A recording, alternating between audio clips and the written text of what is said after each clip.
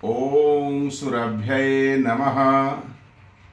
प्रिय देशवासियों, मैं गोवत्स स्वामी डॉक्टर विनय आप सभी देशवासियों को यह बताने का प्रयास कर रहे हैं कि हम अपने अतीत की सभ्यताओं के द्वारा, अपने ऋषि मुनियों की रिसर्च के द्वारा जो पहले रिसर्च हो चुके हैं, उस आधार पर हम अपने हृदय को कैसे ठीक कर सकते हैं।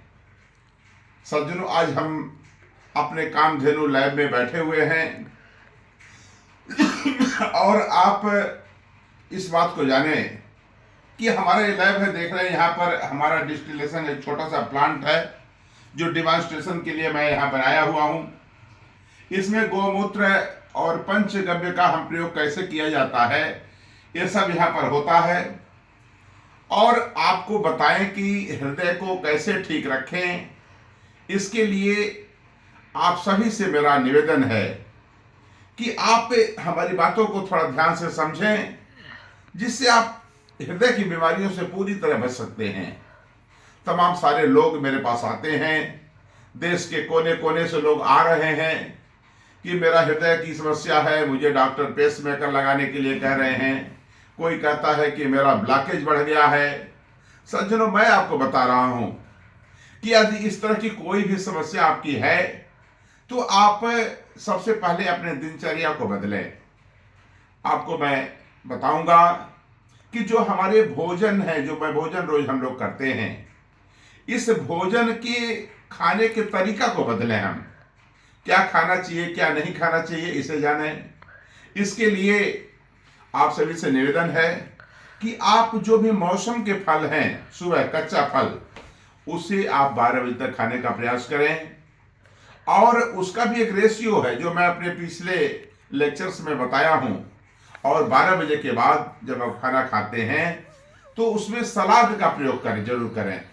अब सलाद कितना खाएं, इस विषय को आप ऐसे समझें कि अगर आपका वजन 70 किलो है तो उसमें एक 0 या 10 का गुणा कर दें, 700 हो गया। उसका आधा कर दें, 350 ग्राम हो गया। तो 300-350 ग्राम के आसपास सलाद आप शाम के भोजन में करें। जो दोपहर के बाद भोजन करते हैं उसमें सलाद का प्रयोग जरूर करें। इस भोजन को हम क्षारीय भोजन कहते हैं। तो हमारा जो बीमारी हमको होती है वो अम्लीय भोजन को खाने से होती है।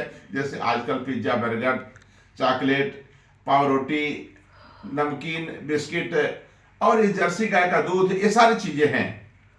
तो सज्जनों, पहले हम अपने भोजन में सुधार करें और उसके बाद ये जो हमारा देख ले अर्क है, जो इस डिस्टिलेशन प्लांट से हम बनाए हुए हैं, इसमें गोमूत्र है। गोमूत्र में अजवाइन, जीरा, जायफल, तुलसी का पत्ता डाल करके हम पंचअर्क बनाते हैं। और उस पंचअर्क को रोज सुबह 10 ml आप जरूर लें। और उसके बाद एक जो हम लोग अर्जुन का छाल को, अश्वगंधा और दालचीनी का प्रयोग में थोड़ा सा प्रिकॉशन हमें लेना पड़ता है, लेकिन अश्वगंधा और जो अर्जुन का छाल है, आप स्वाद के लिए थोड़ा सा उसमें मुनक्का भी डाल सकते हैं। उस अर्क को, ये अर्क हम लोग बनाते हैं। इस अर्क को रोज सुबह 10 ml सुबह, 10 ml शाम लें। सज्जनों, अगर भोजन में आप सुधार करते हैं और गौ माता का जो पंचगव्य है, उस पंचगव्य को जो मैं बताया उसको सेवन करें, इस अर्जुन के छाल को सेवन करें, तो हम आपको विश्वास दिलाते हैं कि आप हृदय की बीमारियों से पूरी तरह बच जाएंगे। और यह क्रिया एक बार नहीं, सैकड़ों लोगों पर यह प्रयोग किया जा चुका है। हम लोग ये कहते हैं कि अगर कोई महिला प्रेग्नेंट है या पेट में घाव बना हुआ है तो उसे हम दालचीनी का प्रयोग करने के लिए मना करते हैं। लेकिन अगर ऐसी समस्या नहीं है तो इन सारे कंटेंट्स को हम प्रयोग करें। और आप भोजन में जो हम सुधार करने की बात है उसे करें।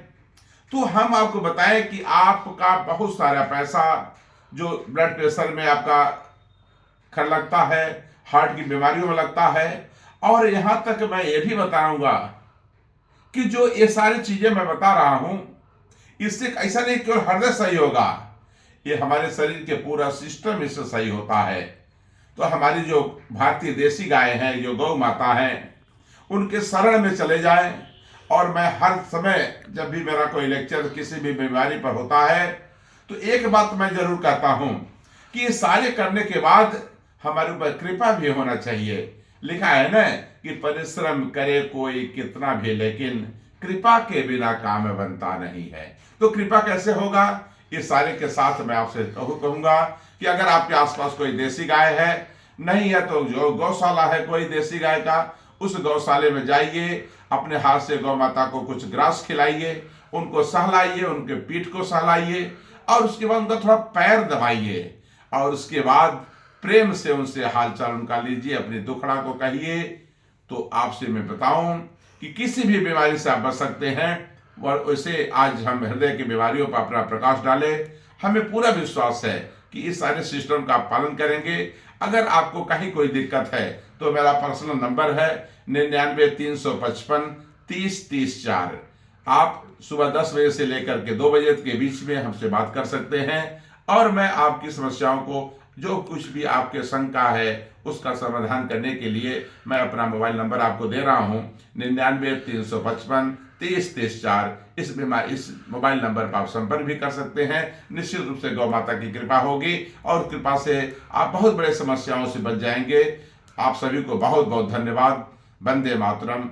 जय हिंद, जय भारत, जय गौ माता।